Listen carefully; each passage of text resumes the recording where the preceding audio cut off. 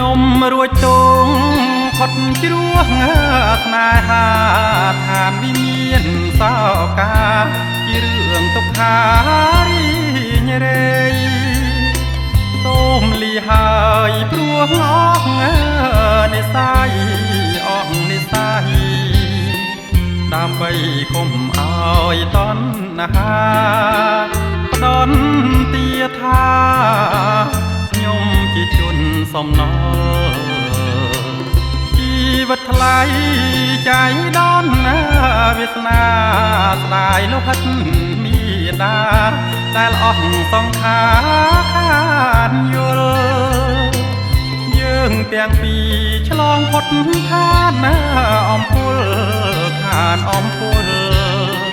ព្រោះវាសនាសាងរឿងគុលផុតផលពីអំរែកកម្មសូមប្រកាសដល់អង្គទេវតាជួយចាំរឿងស្នេហា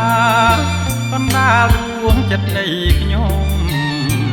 សូមឲ្យចិន្តានៃបុប្ផា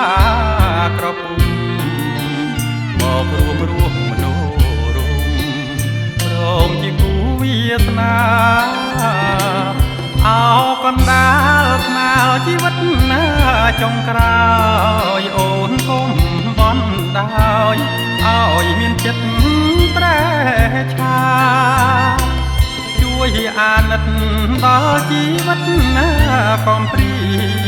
កំព្រាជួយបងផងណាពុំងារួមរងជាគ្នាលោកគ្រីអវតាន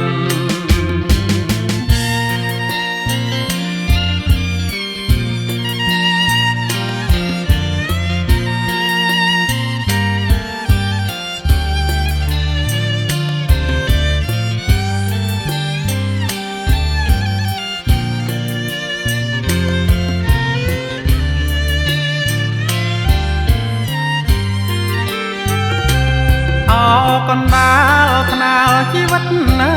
ចុងក្រោយអូនកុំបន់ដោយឲ្យមានចិត្ត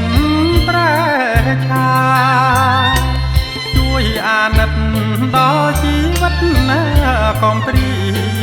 កំព្រា